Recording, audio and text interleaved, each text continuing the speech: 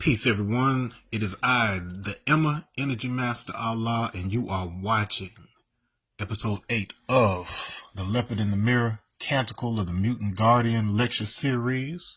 And today we are getting into Canto VI, Equality / Injustice, the Mirror of Ice. We are still in Book 1, The Descent of Knowledge.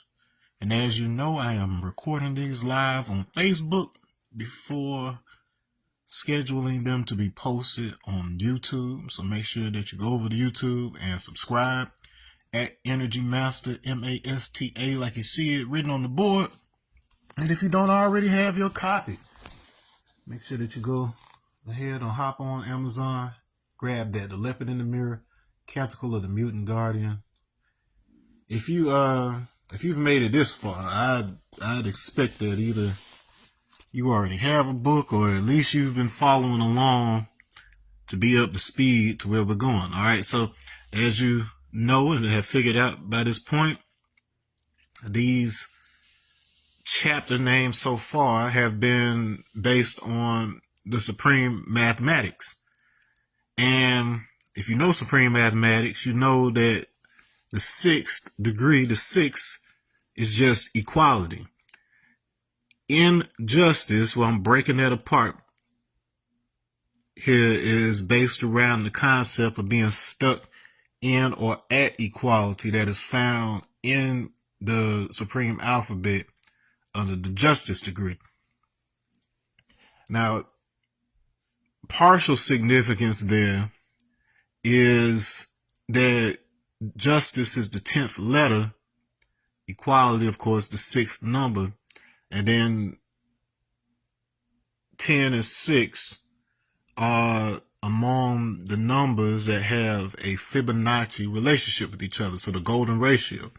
So it's the same ratio that regulates growth and stable proportions and stable spatial organization throughout nature, throughout the cosmos, and your body, everywhere else. So there's a partial reference to that, and then hopefully we'll be able to extract that from the reading of the canto itself and whatnot. But without further ado, let's go ahead and jump into it, and then we'll discuss afterward. Okay. Canto VI, Equality or Injustice, the Mirror of Ice. I know some of you have a sensitivity to that term, ice, because of what's been going on in our country. Why does it want to do all that instead of scrolling? Ugh. Come on, computer. Now it's going all willy-nilly. Okay. Much better. Okay. Power had me sharp, but not yet kind. I could cut truth clean through a man's armor and still forget to heal him. The world mistook my rhythm for wealth, my clarity for comfort. The stage lights felt like sunlight, but they didn't warm the same. Gold glittered like revelation until I saw it melt. Brothers argued over crumbs of empire, trading wisdom for applause. Labels preached equality while selling hierarchy in plastic. And I too forgot the measure, thinking freedom meant more when it only meant enough. Then came the mirror of ice, cold, gleaming, perfect. It reflected everything but warmth. I saw my face multiplied, each reflection richer than the last, each poorer in soul. The guardian whispered, "This is just ice, frozen power, beautiful and brittle. Will you rise above it or rule beneath it?" In the mirror, I saw George's laughter crystallized, Riz's discipline stiff as winter steel. What once flowed had frozen. Culture calcified into brand, wisdom turned to slogan, power into product. Even my grief was curated. Even my son's name became hashtag. I shouted into the mirror, and the echo came back priced. But justice is a river under ice. When I struck the glass, it didn't shatter, it thawed. Beneath the frost, faces looked back at me. Courtney, Kalia, Shamar, the trinity of love that made me remember why I had sought knowledge in the first place. Their eyes said what the Guardian never needed to. All that you have built, build again, but this time for everyone. I watched the ice collapse, and in its flood, the world looked cleaner. Not perfect, but possible. Equality wasn't sameness, it was resonance. Each soul a different note, but tuned to the same frequency of truth. When dawn came, I walked through streets that once divided us and saw them shining like veins of light. Each person a pulse, each life a lesson. The Guardian's voice was clear. Justice isn't the end of the song, it's the echo that teaches the singer. And in that echo, I heard my own heart thaw. I whispered to it, rise, child, we're almost home. Alright, so this is a deep one. It gets into some deep themes. Alright, so let's pick it apart.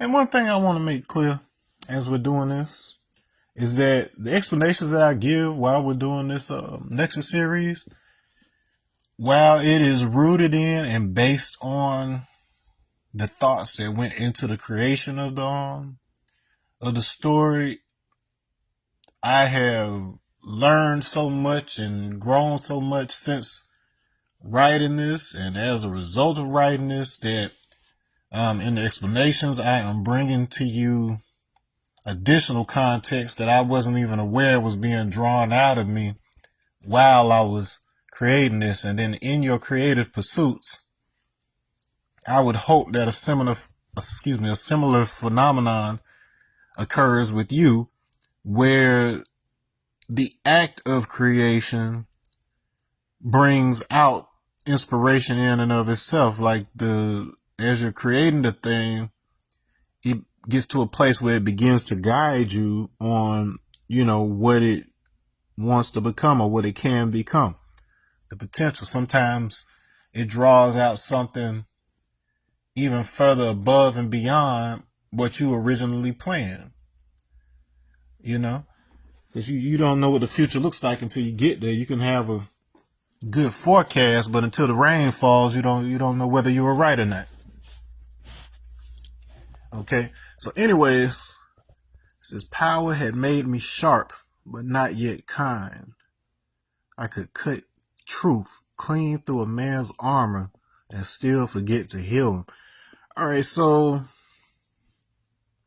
there is a cultural paradigm that is built into the early, or at least early and mid foundation of hip hop, where in a lot of ways you can look at the traditions of battles in the hip hop arena as being an extension of the dozen. So if you don't know what the dozens are,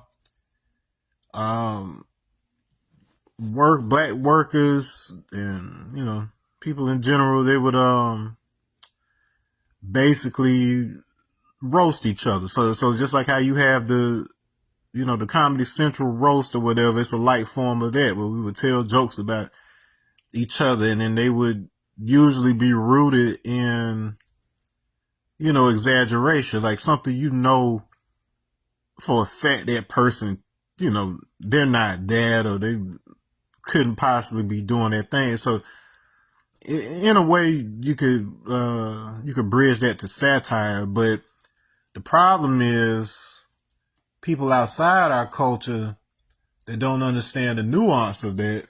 They might just see it as, saying mean things about each other, and then essentially tone deaf to the difference between, an obvious roast versus trying to hurt somebody's feelings. All right. And so because of that tone deafness of the outsiders, certain cultural, things like that are kind of, were once upon a time just kind of held close to the vest and just kind of done among us in private. And, it was kind of an unspoken rule that we didn't do some of those things in the public eye simply because we were responsible for the idea that an outsider might not understand the cultural nuance. It wasn't about keeping secrets from somebody, even though that's how other people have chosen to do that. But you'll find usually when it's an intentional effort to keep secrets, it's usually because somebody has stolen something from somebody else and then doesn't want, that person to know that they took it. But when it comes to, cultural nuance, if it's kept close to the vest, it's typically out of understanding that an outsider might misinterpret what's happening if they haven't spent sufficient time being initiated into that particular culture. And so you fast forward that to the 70s where this is already a thing. So bear in mind that all the elements that became associated with hip hop already existed in some shape or form as individual aspects of our culture already anyway. So it was just a matter of distinguishing those specific aspects, those specific pillars relative to a movement at that point. And so in a lot of ways you could, whenever something like this happens, whenever a new culture emerges, it's usually the outsiders who put a label on something. Okay, because it's like, if you were showing up to the block parties, if you were MCing and battling, if you were a B-boy and you were participating in the breakdance battles, or if you were a writer, a tagger, a graffiti artist, if you were doing all of these types of things, it wasn't really thought of as something that was being done as part of a larger movement or a larger culture. That's usually labels that get put on it from the outside. And then it gets packaged and then all of this.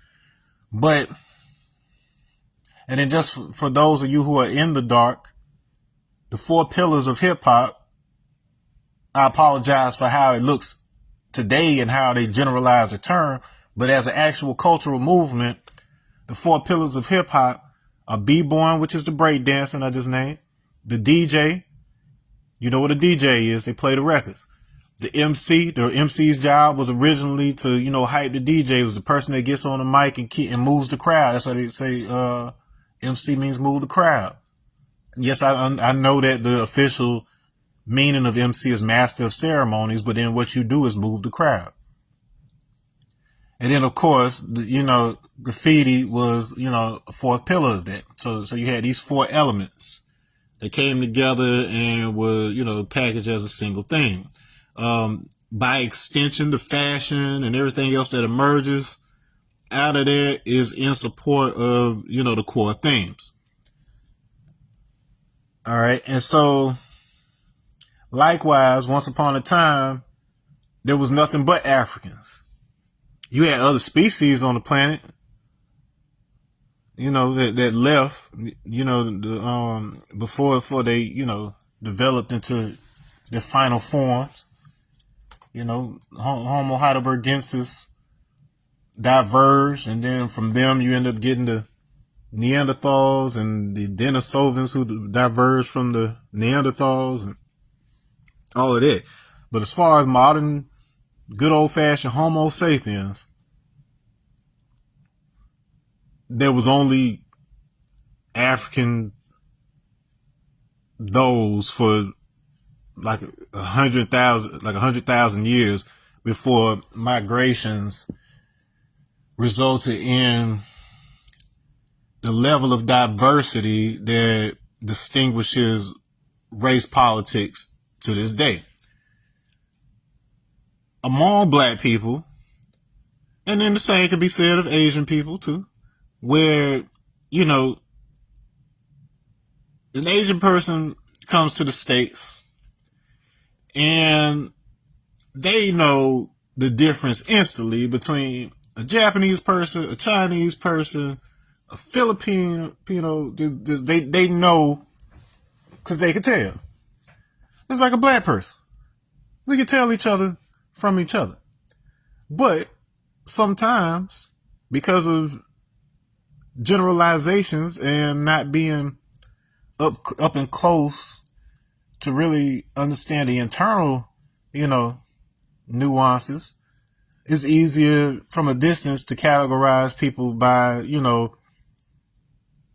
broad phenotypic categories. One, of course, being skin tone, but then the other having to do with structures. Like, for instance, I can't remember the exact word. It was epithelial fold, I think it's called. That's the feature of the eyelids that are found in both largely in East Asian populations, but also among the San people of South Africa. So San people in Africa do not look like Chinese people. Chinese people look like San people because San people are they diverge from the main population of humanity very early on, so they preserve a lot of the features that were already present among humanity. Okay, and just because they were a divergent population also does not mean that that was the initial phenotype, because there's more evidence that a certain population that was particularly tall and pastoral, they became isolated in the Central African rainforest due to refugia. So refugia is what happens when like a huge weather-based cataclysm like an ice age or floods and stuff like this happen, and then groups get isolated in a particular area. And so because they had to adapt to the humid forest climate, they went from having a longer body that was more suited for evaporating sweat and being able to have long strides, so you could move quickly across a plain and things like that. They went from being in this condensed, humid location where, the resources were different and you had to adjust in that way. So it made more sense to adapt a smaller body type and, in a lot of cases, especially in the mountainous regions of Central Africa, to develop stronger lower bodies or whatever. So they get like the thick calves and all that stuff so they can climb up elevations and stuff like this. Okay.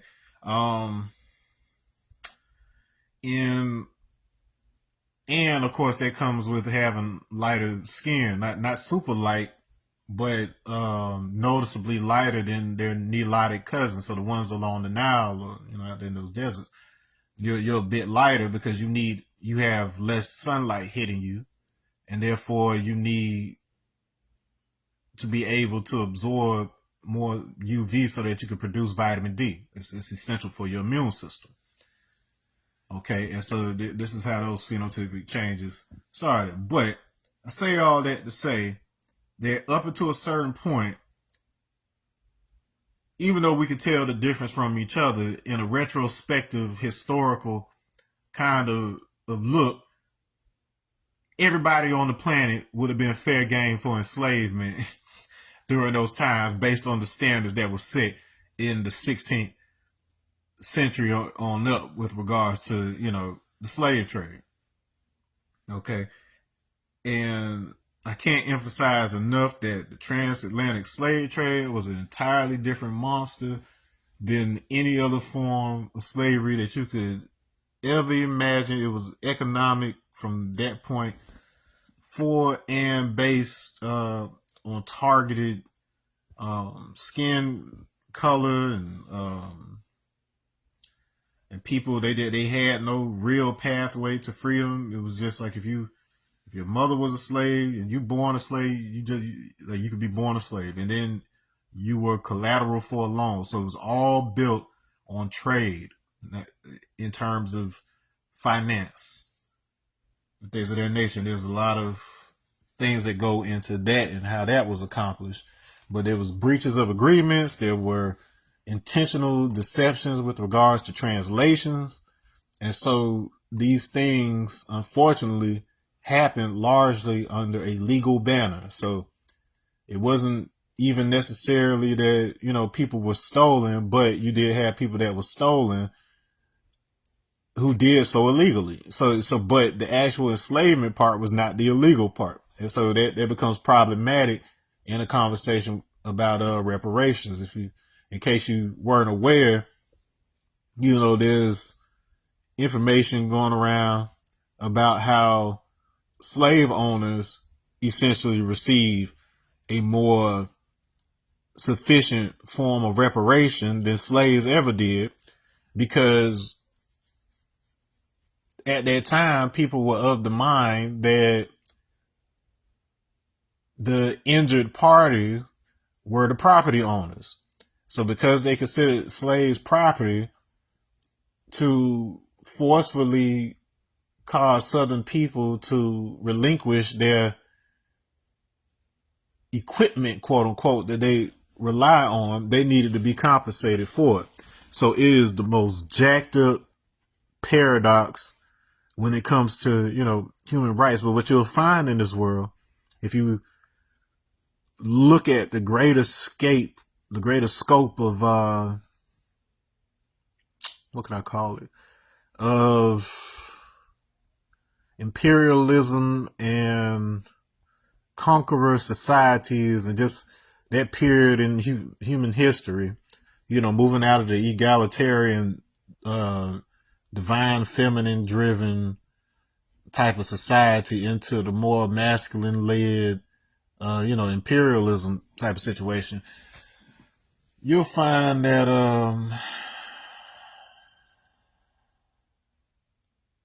there's more of an emphasis on property rights than there ever was on civil rights. And in fact, nothing that Martin Luther King Jr. was doing was a problem for the White House. And in fact, he visited several times. It was never a problem for America until he started talking about finance and property rights. It's always about property rights. The only reason you have rights right now is because you're considered United States property. They don't word it as such, but that's essentially the thing. Because as soon as you are a citizen, they may give you some common courtesy here and there, but they could really care less at the end of the day. You are no longer an asset. You are no longer necessarily something that could be used as collateral, because we're not backed by gold anymore. And then you see what's happening with the petrodollar when it comes to oil and gas and whatnot or whatever. So essentially the United States debts are largely backed and supported by your labor. They count on the fact that your taxes and your physical labor are of value to somebody else, and then you can be outsourced in various ways. So if you don't know your property, you don't know what your rights are. That's what it comes down to. Bringing it back to the Canticle. Power had made me sharp. Remember in the last canto, I distinguished what we mean by power.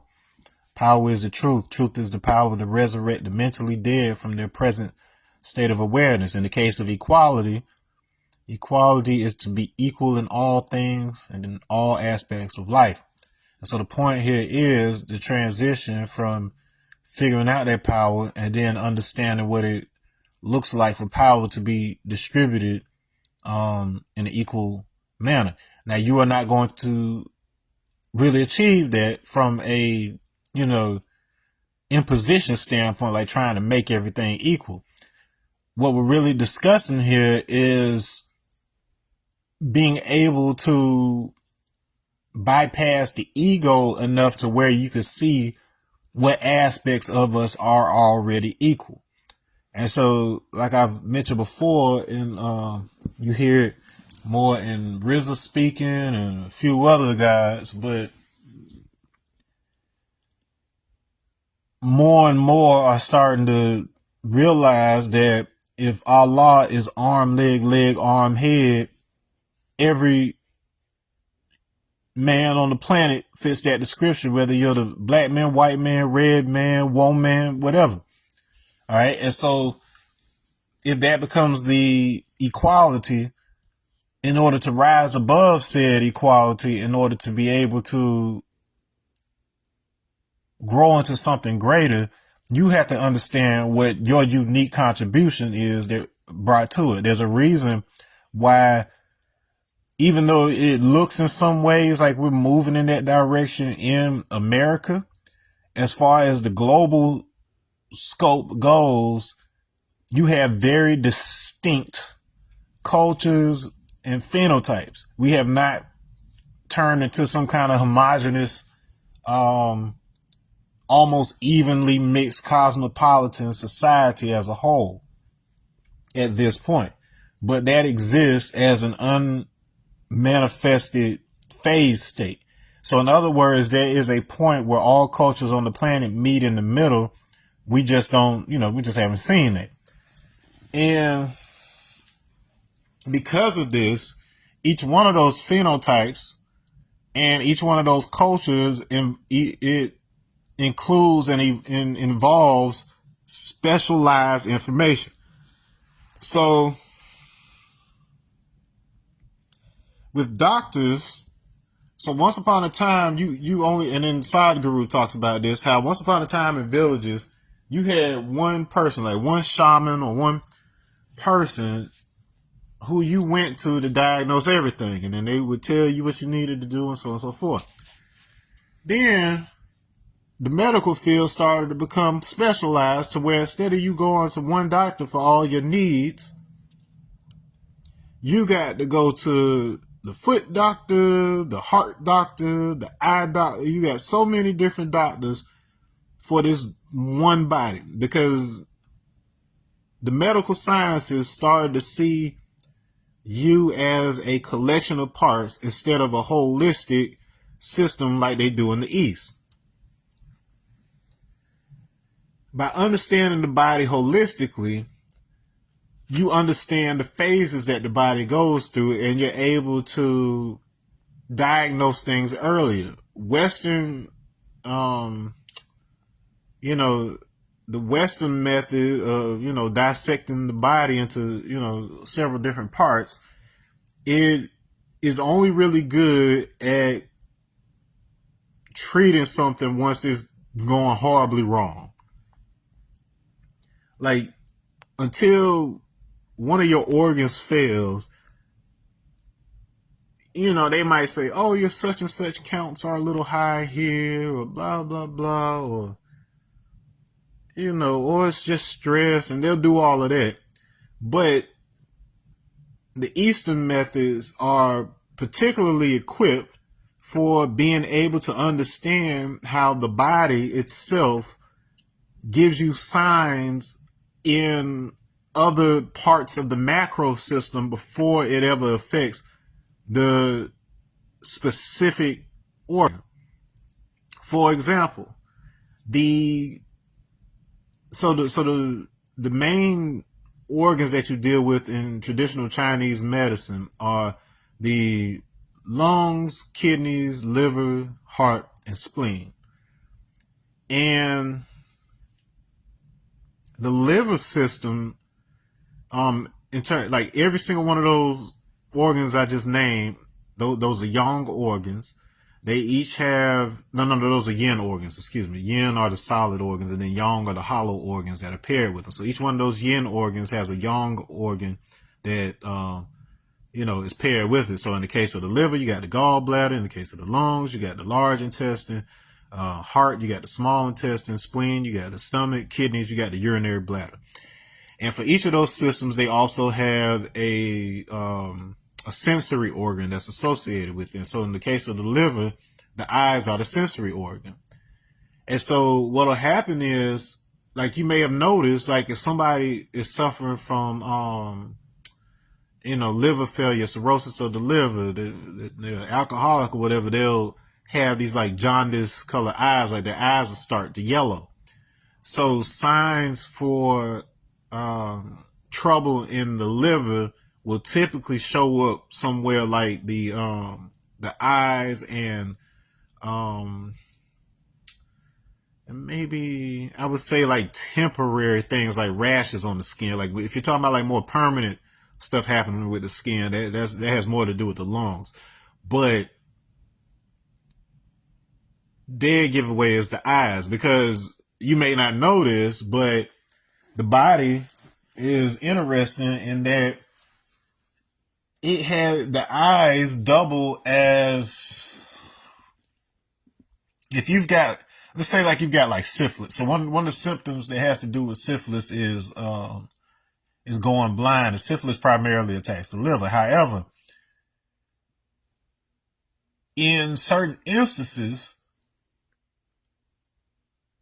well, this is actually why. So the reason that you go blind in the first place is because the body is able to trap a, an infectious agent like that or whatever. It's able to trap it in the eye.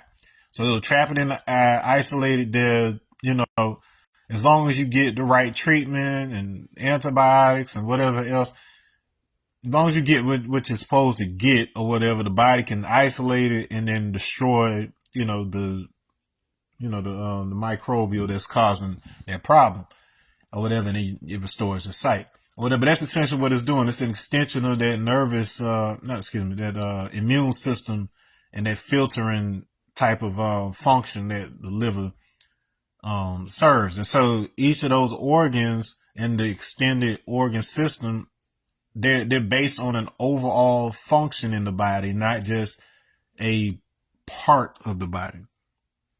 And so that disconnected kind of attitude when it comes to, the organs and things, it requires that you have different specialists for each one of those things.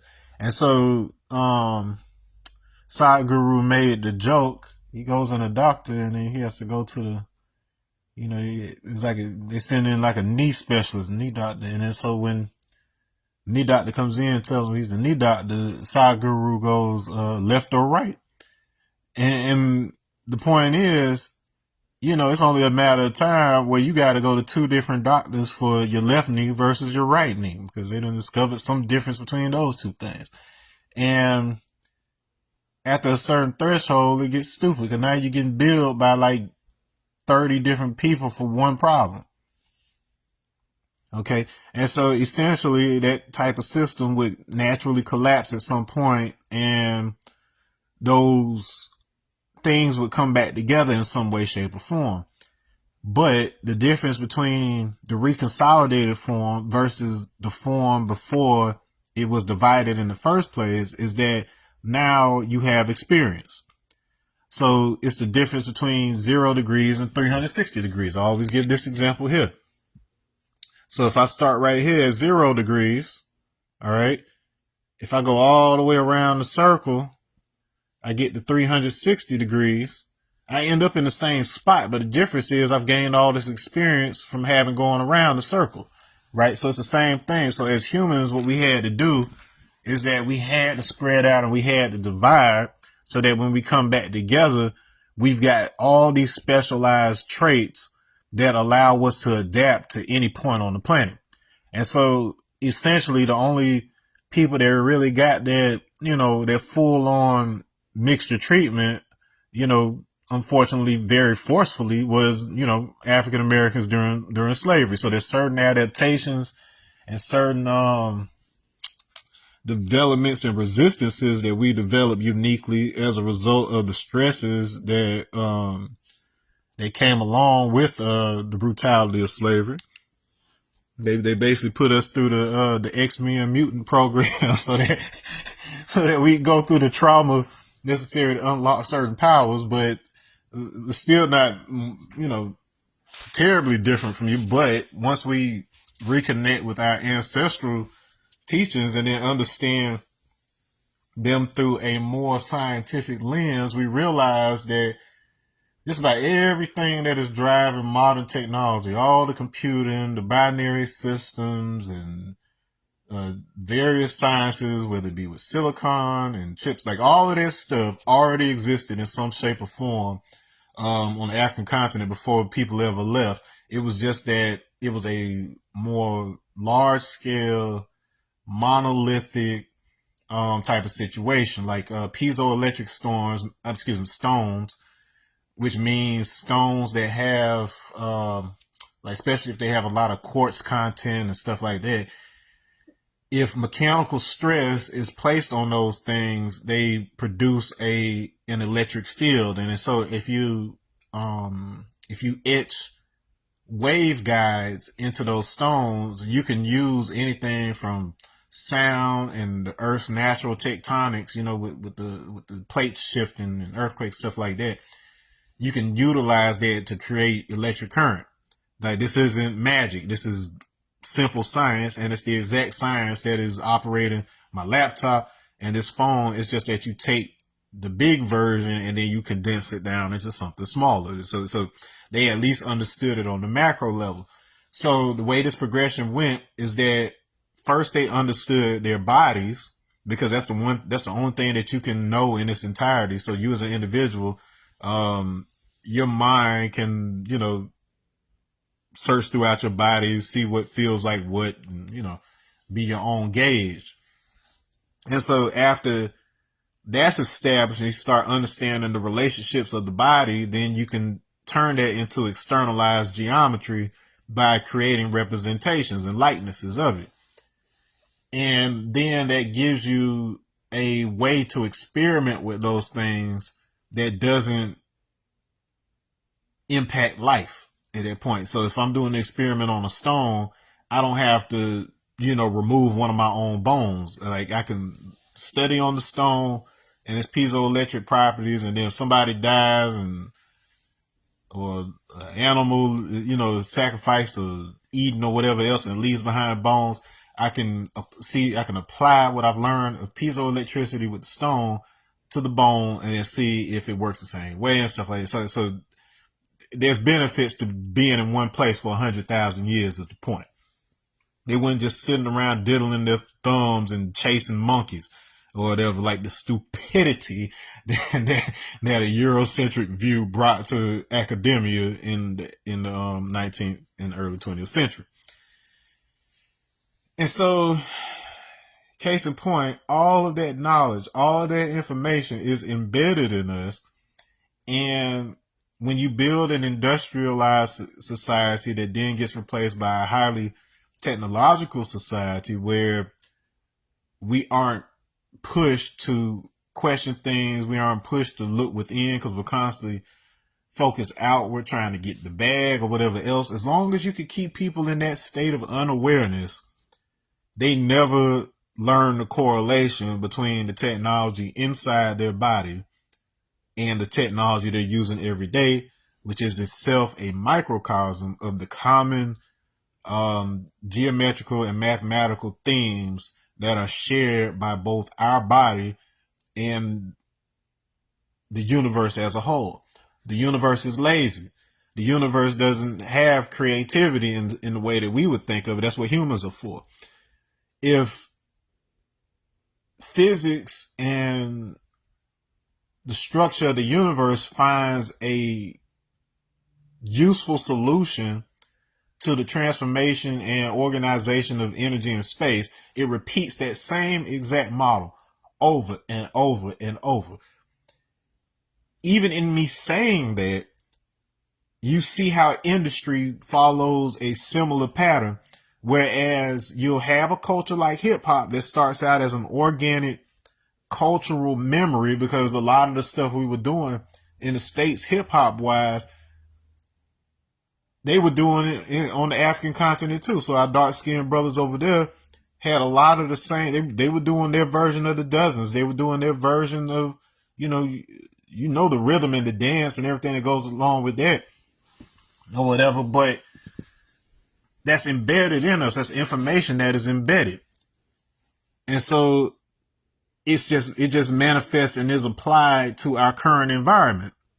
So it became applied to the cityscape as opposed to the forest or something like that, you know. But anyways, that organic, naturally occurring thing ends up becoming commercialized after Rapper's Delight is put out. And the industry is built around that culture. And then what always happens with an industry, in order for it to be stable and continually be economically viable, it has to succumb to the standards and practices of business in general. And so you're always walking this fine line between where does the art stop and then where does the business begin. We like to act like it's a perfect blend, but you know, it's about harmonizing at the end of the day, you know, because you have to have at least some kind of income in order to be able to, you know, support the art. But at the same time, society is such where if a person dedicates themselves 100% to creation for humanity in a more natural type of world, there becomes a demand for what they're doing because there's a natural rarity to what they're doing. And so you have people who have excess amounts of money, more money than they actually need, who invest in what their artist is doing. We would not have a Jean-Michel Basquiat if it weren't for the fact that you had people who were in a slightly more well-off position, or just a more opportune position in society, be it due to their skin color or whatever other reason. If it hadn't been for people like that or whatever, we might not have ever heard of a Jean-Michel Basquiat, but they understood the value of it. And in a lot of those cases, you had some people who wanted to exploit that. You had a lot of people who wanted to exploit that. After his death, one of his paintings that basically just kind of sat and hadn't gone over a certain value for the longest time suddenly becomes one of the top two most expensive paintings ever. One of the biggest sales, you know, at auction. You know, I think it was somewhere in the neighborhood of like hundreds of millions of dollars this thing was sold for. You start to understand how fickle perception is. Like, it has no value until somebody spends money on that thing. Like, it's wild. Like, if it has inherent value, it has inherent value. Like how gold has a certain weight to it, and we understand what the utility thereof is. And so, you know, it's a already sort of a system in place for that. But when it comes to art, it comes down to utility, and at the end of the day, commercial art has a value on it because they can pay you to do, you know, produce a specific thing over and over and over and work a specific amount of hours to do so. So in other words, money is entirely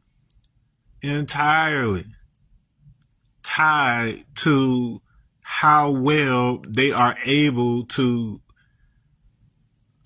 regulate, standardize, remove the creative element from it. That's the best way I could put it. Prioritizing that over any intrinsic value that could be derived from it, and promoting a sense of subjectivity by categorizing certain ways that we standardize something as not being an official standard.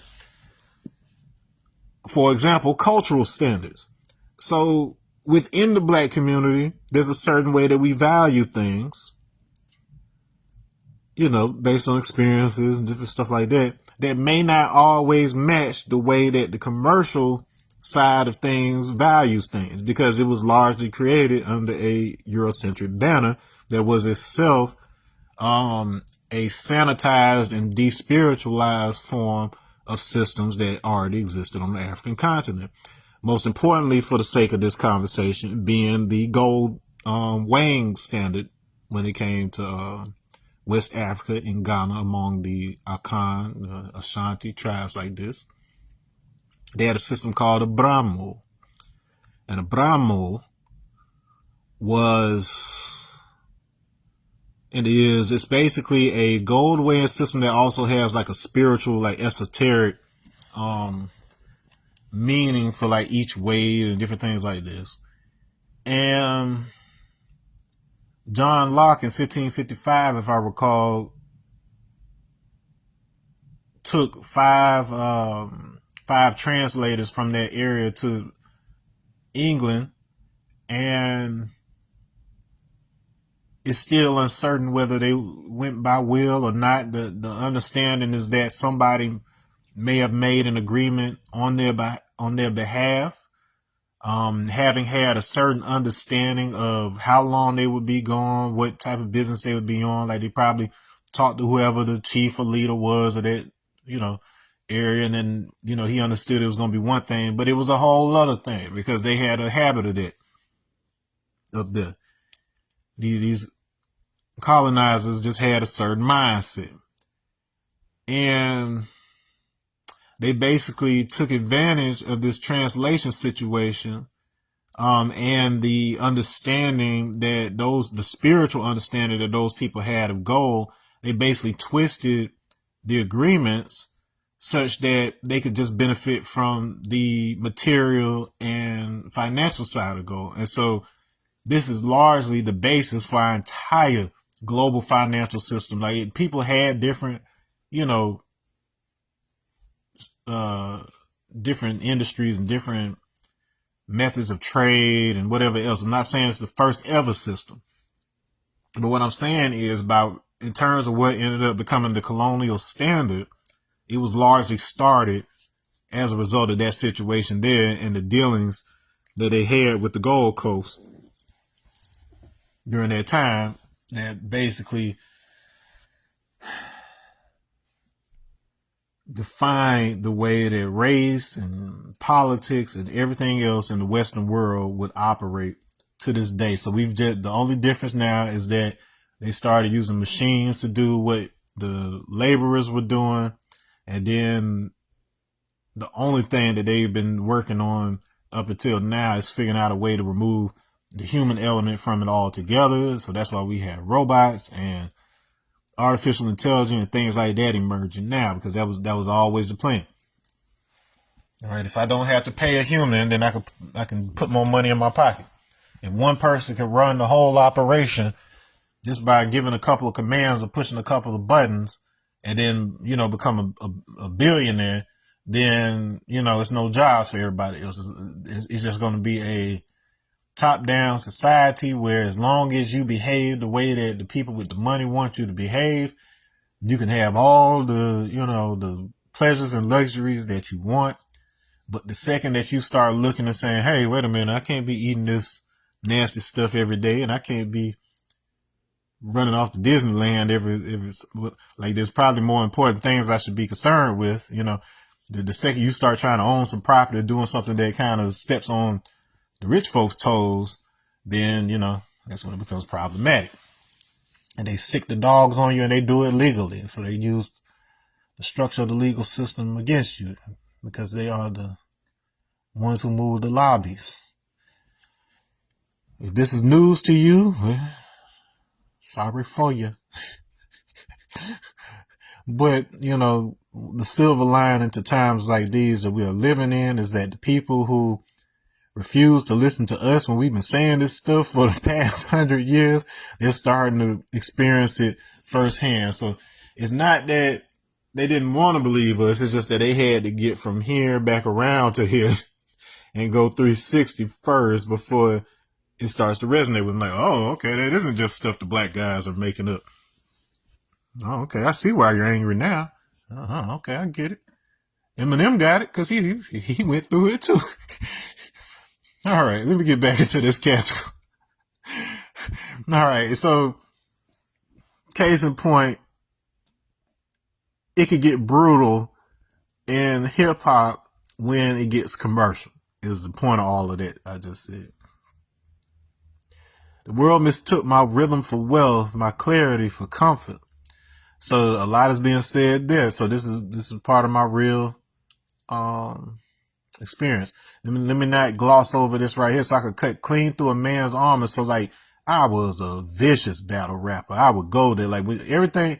Like, you see what went down with Kendrick and the battle with Drake. That's basically the direction I was being groomed. We had Kendrick and I, believe it or not, we share a mentor in the form of George Clinton. George Clinton's participation in the creation of To Pimp a Butterfly is ultimately what got both him and Kendrick their first Grammy. So, and then like I told you, I spent a lot of time with George Clinton. In fact, both Kendrick and I had a similar business arrangement, if you will, with George Clinton, such that in lieu of financial compensation for certain things, we would exchange services in the form of, for instance, in exchange for the verse that Kendrick did on George's Ain't That Funkin' Kinda Hard on You, George did the intro, did Wesley's Theory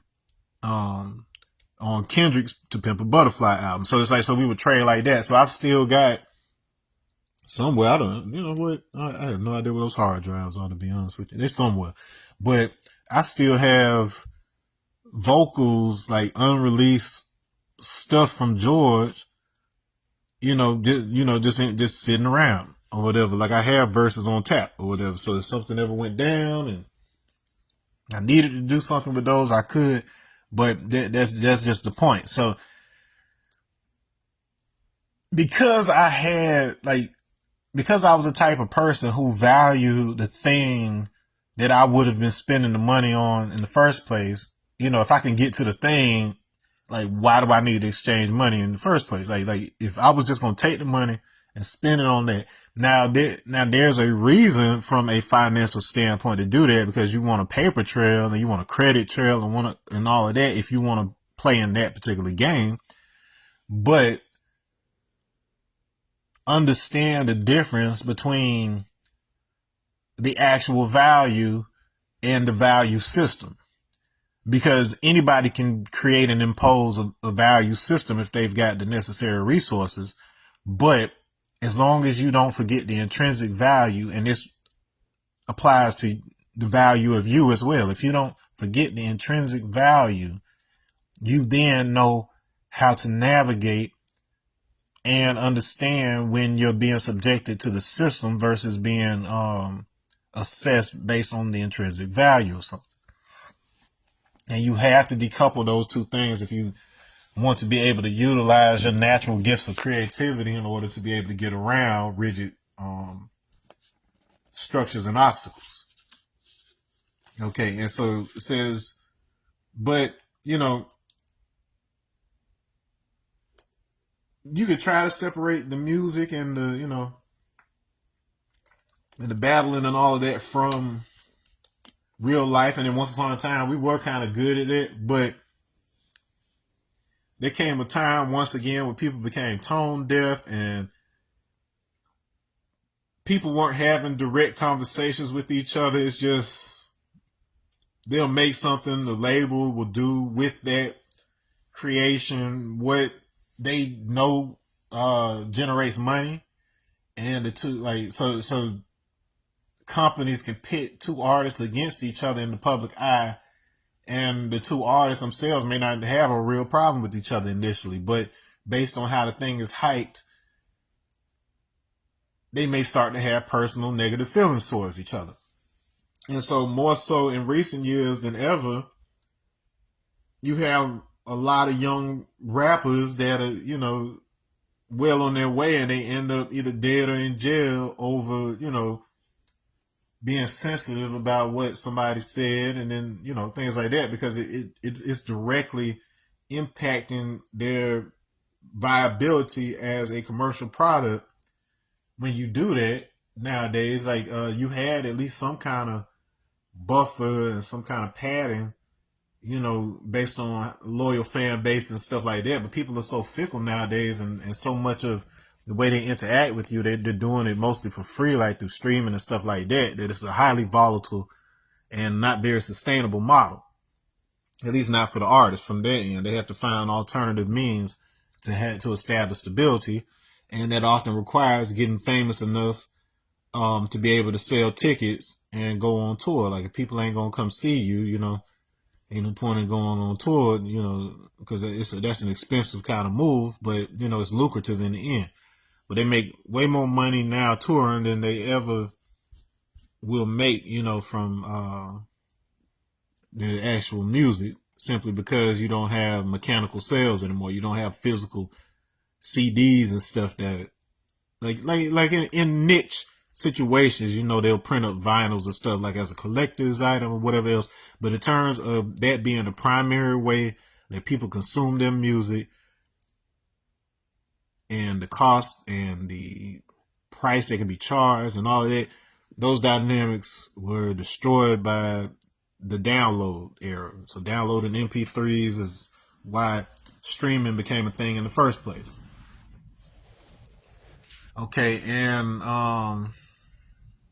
but because of that pressure, it's easy for you to overstep the line, be harsh and cutting in your words and your actions, and then not make that phone call to restore integrity with them. Be like, oh yeah, it's sport, you know what I'm saying? Like nothing personal, blah, blah, blah. Like, those conversations don't really happen now. They like these dudes like actually hate each other, and the world gets a front row seat to a dog fight.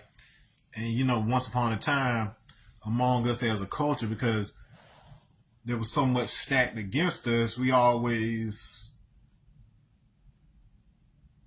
well, at least the older generation always kind of pushed for us to, present ourselves a certain way in the public eye, and then among us we could be a certain way. But then that's not truly freedom, But like I've said before, there's a certain level. Like once you break free, like just like those people migrated out of the continent,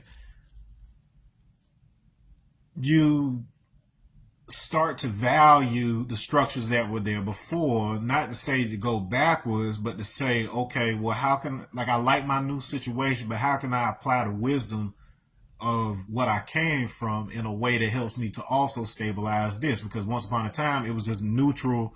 It was a neutral system of stability and survival and things of that nature. So all of those basics are still the foundation for any other thing that came after it or whatever. But if you throw out the foundation, if you throw out the fundamentals, and you're only going along with the newly created elements of your thing, they become fleeting and they lack the substance oftentimes necessary in order to resonate with the already universal structure that allows things to be stable in the first place. It would be cool to build a skyscraper that leans over or whatever, but nobody intended for the Leaning Tower of Pisa to lean or whatever. That was just bad engineering and a miscalculation with regards to the land they were building on.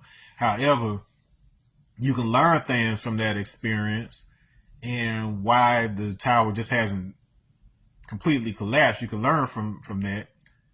And if you wanted to build a building that leans intentionally, you could use engineering and, experience in order to make that happen. But then, once again, that's one of those things where you got to have the experience first and then be able to see what is of value to you within that, and then where is there room for improvement. All right, the world mistaking my rhythm for wealth. This is a phenomenon. Like, I know I'm not the only artist who's experienced this, but then when I was running with folks like George and whoever else, people assume that you got money. They assume that you're rich. No, I just never had to spend money.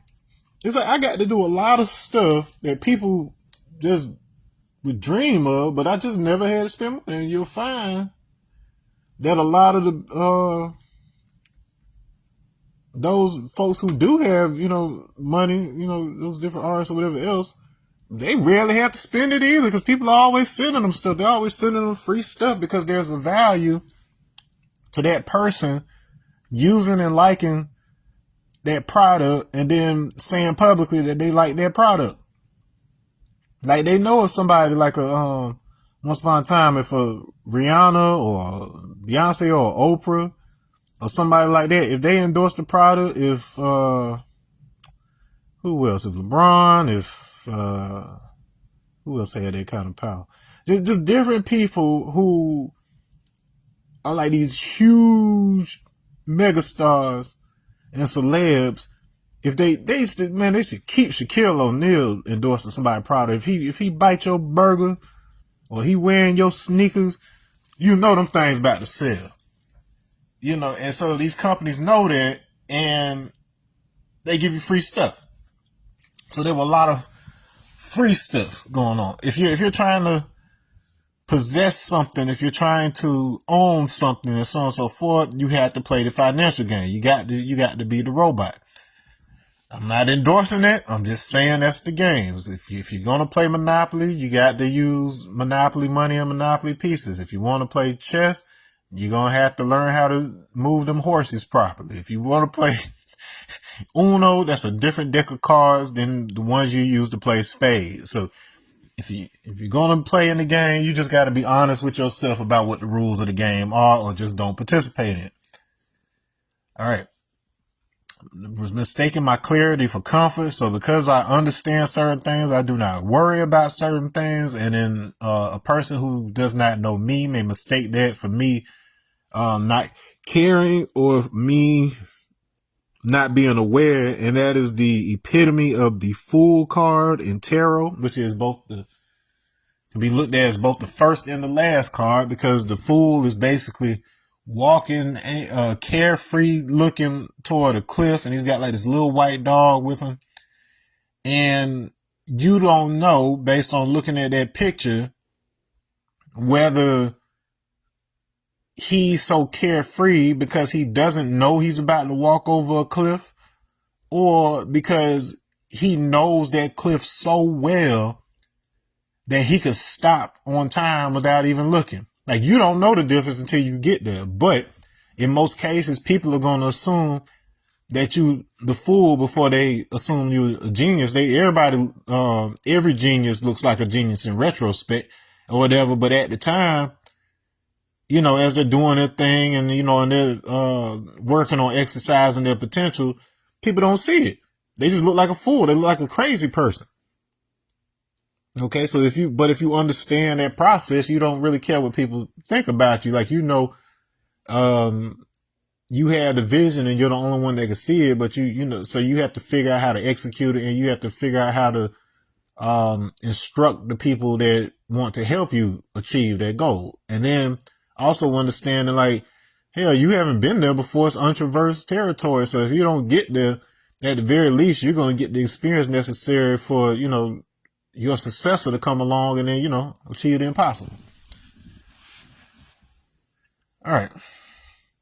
The stage lights felt like sunlight, but they didn't warm the same. That is a reference to, like I told you, this thing was built off of like personal experiences, not necessarily in a particular order or whatever, but just to capture the holographic complete essence of who I am as a body of possibilities. One of the experiences I had was when I was in like marketing and different stuff like this. We would do the kiosks and the tables and stuff that they set up in Walmart, Sam's, Costco, all of that, you know, selling like DirecTV, and then later I think we did iPhones and stuff, like whatever. But anyways, I would spend most of the sunlight hours, because we were typically out of the door like around sunrise. And then leave stores oftentimes like, you know, after dark. And so majority of my days was spent under those fluorescent lights inside of department stores, or inside of, what's the other word? Yeah, it's gotta be department stores. And so electric lights don't do the same thing sunlight does. There's no vitamin D in those indoor lights.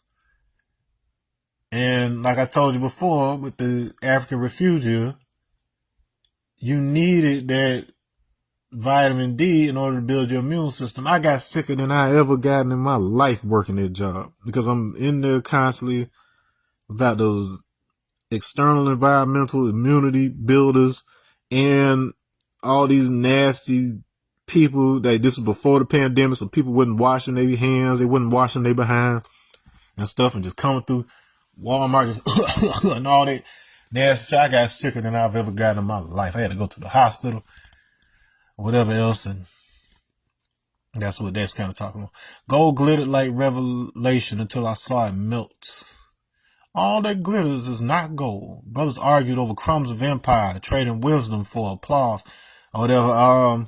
So one of the internal conflicts that's famously known when it came to Wu-Tang is that when each of the guys started getting their own like solo careers and stuff like that, they also meant that they had their own teams. And so as opposed to it all being in-house with Wu-Tang Productions and everything else, like the same folks that started out on the block, still running day-to-day operations, each one of these artists, they had their own teams, their own managers, and so on and so forth. Now, these managers aren't always as well established as, the core members and so on and so forth. So these are guys that still have something to prove. And so you would get into these internal battles regarding who should be paid more. Method Man's got this, that, and the other going on. He should be getting more of the bag. And this person that, long story short, they ended up killing all that shit by saying if it's a Wu show, if the flag is up, we are all equals again. Ain't no man greater than the whole when it comes. And so that comes down to a personal decision as to whether, the fellas, they could put that other stuff aside for the sake of the house that they built that supported them in the first place. And then more times than not, they do. This current tour that they're on, this Final Chamber tour, is being considered like their last real obligation. Like the last time that, this idea of drop everything, the flag is up, assemble like Voltron. After that point, if they do anything, it won't be any real obligation to it. But that's the way it goes. Labels preach equality while selling hierarchy in plastic, so they control who, like, they would go in and buy like hundreds of thousands of copies of their own artist's product so that they can guarantee to go gold or something like the first day or something like that. So they knew the impact that hearing news like that would have on the buyers. So they like, dang, it went gold already. So then now everybody's rushing out to the store like, man, it must be hot. But then it ended up being some garbage. But then you've been conditioned to think that if it sold more copies, it must be better music. Maybe there's something wrong with my taste in music. If everybody's buying this thing and I don't like it, maybe there's something wrong with me. And then so that plays back into that vicious loop of industry requiring you to feel like something is wrong with you so that they can convince you that you need their product in order to feel better. Hey, I went to business school. I did well in my marketing class. And that's how I know how disgusting it is. And then it was just like, man, if people really knew how this stuff worked, man, it's hard for you. One of my favorite quotes in Black Panther movie, when T'Challa he sees his father on in the ancestral plane, and his dad is basically telling him, he says, son, you're a good man. And it's hard for a good man to be king. That's because the whole concept of being a king came about from, certain brutal position in politicking for power type of situation. And so there's certain choices that would have to be made for the benefit of your people that may be of detriment to another person's people. So the whole system is inherently designed on a higher spiritual basis. It's all designed for humans to exhaust their ego. So they have you constantly going at war with each other until you exhaust the ego and then understand this concept of equality that we're talking about here. So you see how that manifests in real time in different types of ways, like with what I said, just described with Wu-Tang Clan versus how it happens on the level of empire. All right. And I too forgot to measure, thinking freedom meant more when it only meant enough. And that's something I learned from Mook. So John Mook Gibbons, my mentor and, my primary, what would I call it? Like my primary link to Wu-Tang is through Mook, one of the foundational administrative members, RZA's cousin. And then his ex-wife, I think we've actually got some distant, relatives in common on that side. So I'm related to his kids distantly. But anyway, so from Mook, I learned, like Mook got money, but he ain't flashy. Mook understands how to, because he's old school. He was in them streets, ain't gonna tell his business. But what I'm saying is he was one of those guys that was smart enough not to get greedy, not to get flashy, and be able to create an avenue for himself to be able to transition out of it.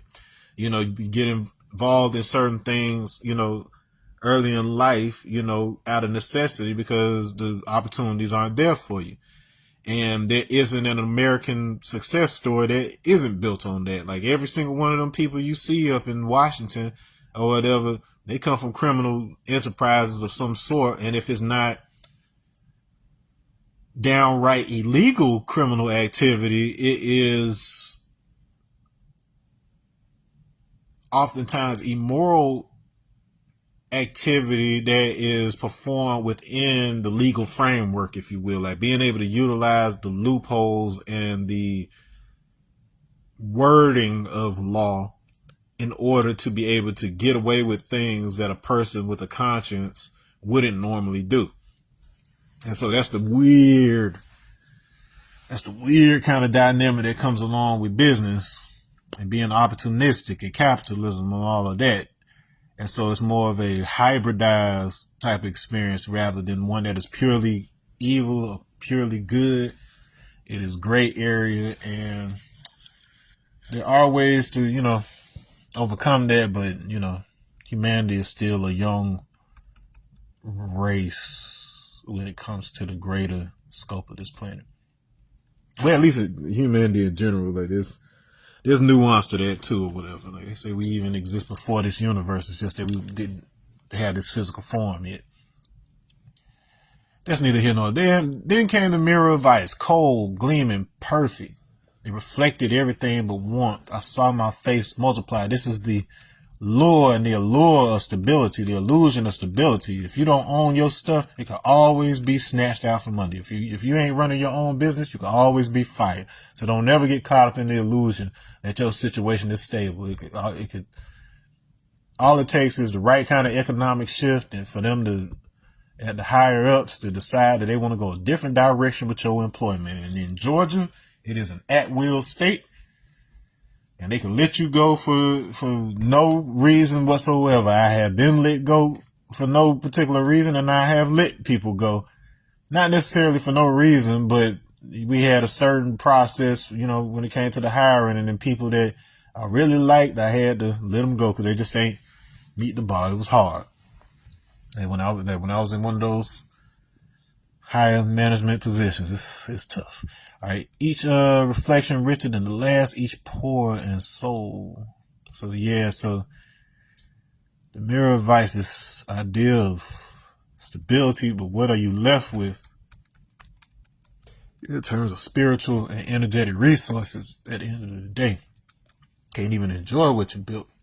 Guardian just rip it. This is just ice. So in the Supreme Alphabet, if you watch that, if you don't watch any other of the other lecture series that I have on my YouTube channel, if you don't watch anything else and you don't watch but maybe one or two videos within there, make sure that you make sure that you watch the episode on the supreme mathematics and the supreme alphabet that are found in the 5% Nation, the Solar Return lecture series. I can't tell you right off the top of my head what number episodes those are, but they are clearly labeled. Find the one for supreme mathematics and supreme alphabet, if nothing else. And so within that, in the definition for justice, which is the letter J, the 10th letter, it makes this distinction between penalty and reward. And reward is just IC equality, and there's a breakdown of that. But in the case of penalty, it is just ice, to be frozen, stuck in or at equality. So no ability to rise above it. You are stuck in industry. You are doing the bare minimum necessary to be able to operate. You aren't taking any risk or pushing any boundaries that would allow you to elevate and be able to create an even better situation for yourself and others. Frozen power, beautiful and brittle.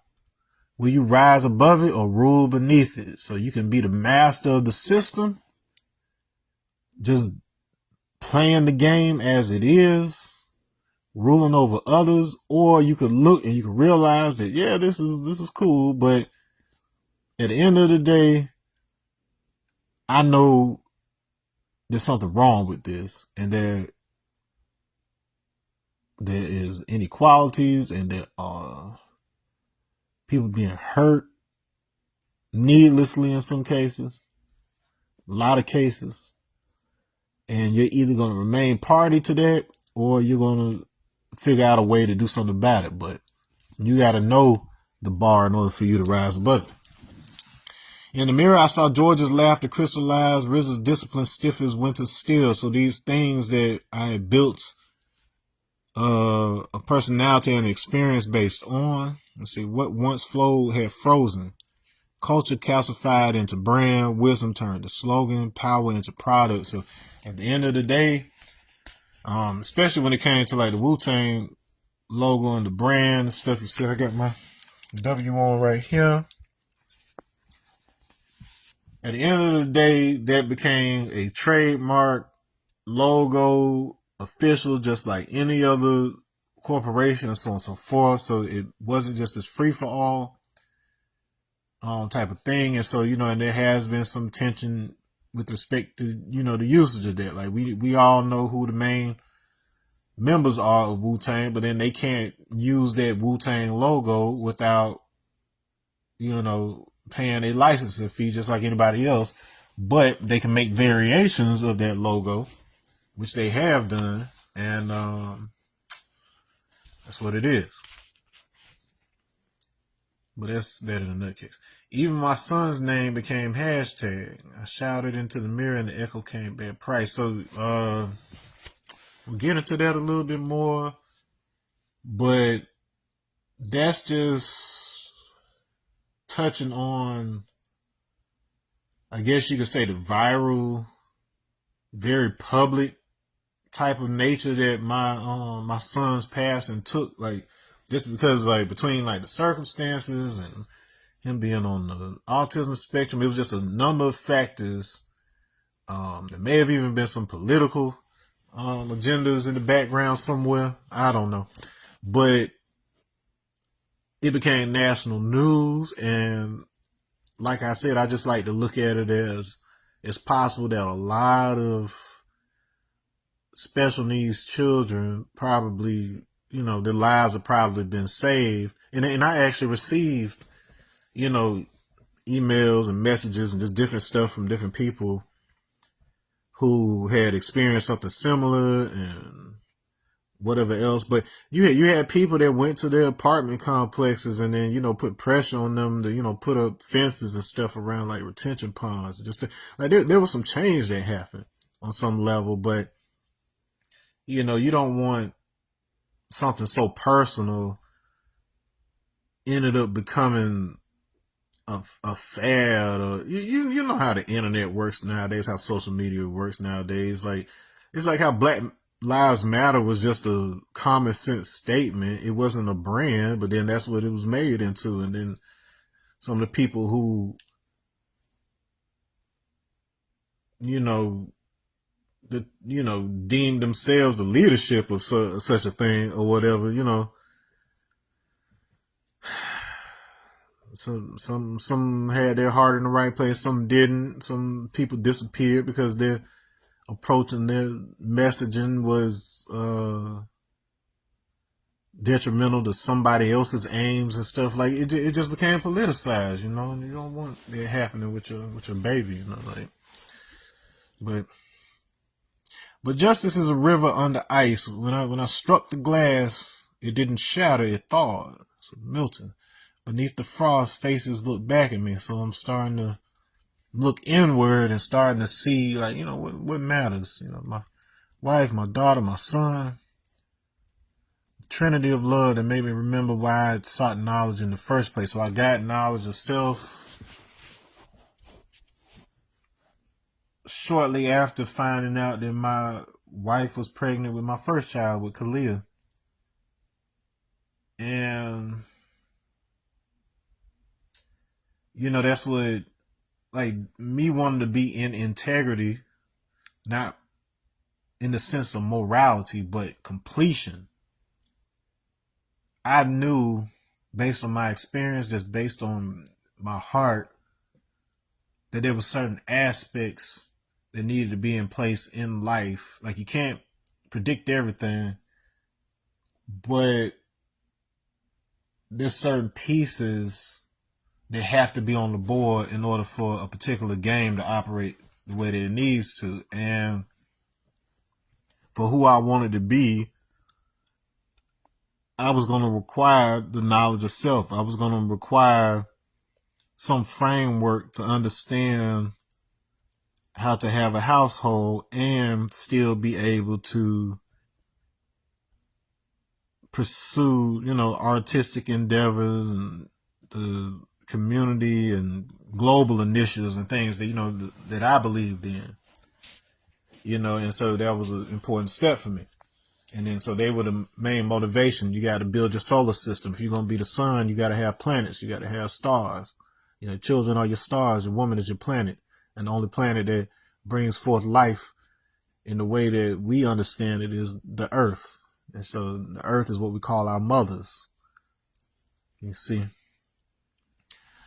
Anyways, their eyes said what the Guardian never needed to. All that you have built, build it again, but it's time for everyone. Like, take the experience from, that initial run, step back for a minute, evaluate what's important. Like, I told you about my days with the persona of psychotic, and then now, I don't have any moral obligation to that or anybody that does that sort of thing, but it wasn't a fit for my life and what I, set out to be. Like, I'm not going to impose, like, what I want to be on anybody else, but just like a sun, instead of chasing after the planets, it shines and, gravitates those planets through rotation. Simultaneous centripetal force and centrifugal force. But it does it from its own cipher, from its own center. And if you're doing, if you're building yourself right, you don't have to force other people to be one thing or another. They'll look and they'll say, oh, that's working for you. I want to be able to, be and do that too. And so that's when you can direct them. You say, all right, get knowledge yourself. You got to know the truth of who God is. Like if you're ready for that, then, you go to somebody who's had the experience. If not, then, to each his own. All right, but it's time for everyone. I watched the ice collapse, and in this flood, the world looked cleaner. Not perfect, but possible. Instead of trying to be a perfectionist, you're looking at what's possible, and then what possibility what you're doing opens up for others. The quality wasn't sameness, it was resonance. There's a difference. Two things don't have to be exactly the same in order to resonate with each other, so long as they are tuned as such. They're tuned to the same frequency. So I could have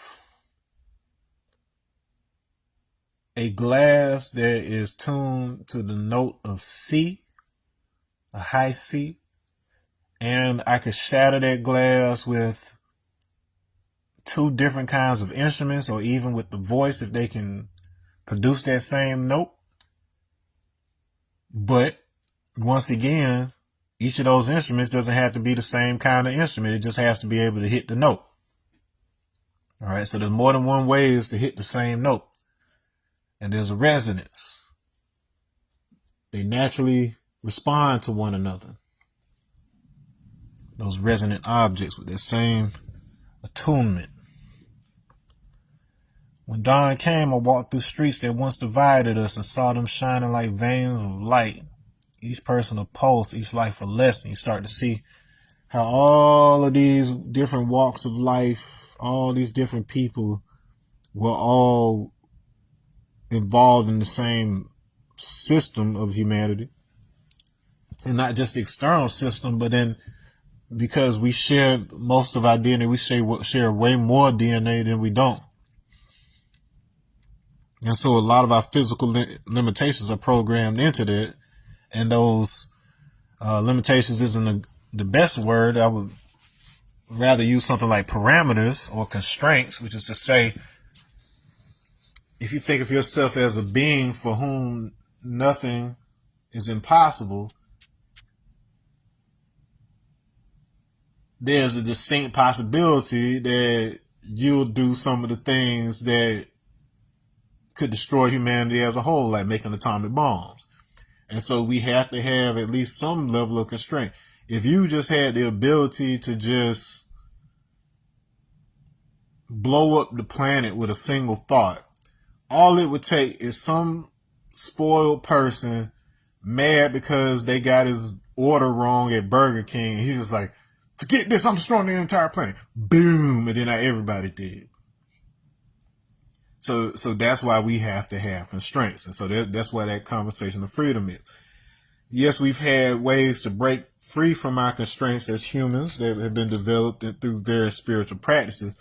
But then through that experience, that's exactly how we learn, like, yeah, we probably need to keep people from doing that, because I don't think that's going to work out well for us if everybody's able to do that right there or whatever. And so that's largely how religion came into play. So it isn't totally just, I want to control you and make you not do stuff and I want to lie to you. It isn't all of that. There is some of that going on, but it's in some places.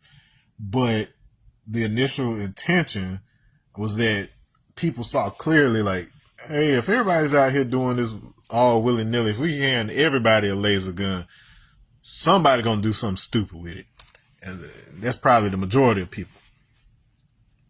The Guardian's voice was clear. Justice isn't the end of the song. It's the echo that teaches the singer. And in that echo, I heard my own heart thought. So we had this thing called reverb that we apply to vocals and music production that gives you that, like, you know, that echoey kind of feeling to the voice, where it gives it atmosphere, makes you feel like you can make it seem like they're in a small or large room. You can make it seem like they're in a whole cathedral or whatever, based on how much reverb. But the acoustic aspect, the sonic aspect of how we experience space is, you know, largely involved with the reflection of that sound and the direction of that reflection off of the walls of that space, the confines of that space. And so there is a specific geometrical interference pattern associated with those reflections as they bounce back to you and your ears.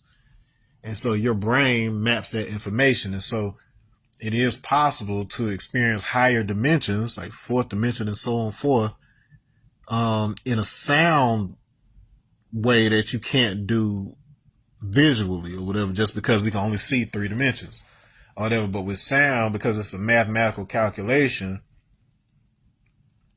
of the reflections and whatnot at the end of the day. You can do that with sound, and it may not make sense in your waking life, but your brain knows how to assemble that stuff and be able to convert that information in various ways that you will understand it through your subconscious and your dreams. I heard my own heart thaw. I whispered to it, "Rise, child, we're almost home." All right, so that's self-explanatory. So now that I'm starting to understand the equality, not as sameness, but resonance, there was a foundation for what allowed me to, help to formulate the Madvocates as a Wu-Tang resonant analog without the need for the logo or any of that stuff. So we created and established the Madvocates on our own before there was any connection or affiliation with Wu-Tang. But then just like with syncretism of religions and indigenous practices, the structure was already foundationally sound because I based the structure on the same structures that Wu-Tang themselves used initially in order to create theirs. So the same publicly available structures were considered when it came to constructing the Mavericks, and this was largely a quote-unquote experiment in a lot of ways, just to see how those pieces, when they're brought together properly, does it produce a similar result? Like, that's what you do as a scientist. And so to a certain degree, yes. And in fact, I would say every element that was properly in place did work exactly as, prescribed. But then the problem was some of the pieces were missing. Like, for instance, only myself and one official member. Not everybody had knowledge of self. And I'm not saying not everybody from Wu-Tang was a 5%er either, but then they all, were aware of those teachings. They knew it and understood it enough to where they could have a cohesive unit and understand how to move among each other. So I'm not saying everybody needs to be a 5%er, but what I'm saying is you do need a shared language, a shared ideology when it comes to having a group, so that you don't constantly have to explain certain things to each other. It's like you're all using your own individual computer terminals, but all of you are using the same operating system. All of you are using Windows, or all of you are using Mac OS or something like this. Like, you may not be using the same computer, but you're all running the same program. So it's like, so what the constraints and everything else are without having to explain to each other, and then you're all able to make moves independently of each other, but it still works in tandem. And that's essentially how a solar system really works, how a galaxy really works. Every single thing is connected to the same set of constraints, and therefore, even when they don't realize they're in sync with each other, they are, because there's just the underlying scaffolding of constraints and physics and stuff like that that's operating. All right.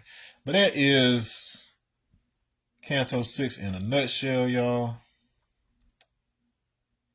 And next time we will be getting into Canto VII. It starts to get real, because we are literally about to rise above equality in the narrative as well. Okay. So on that note, I'll see you in the next one. Peace.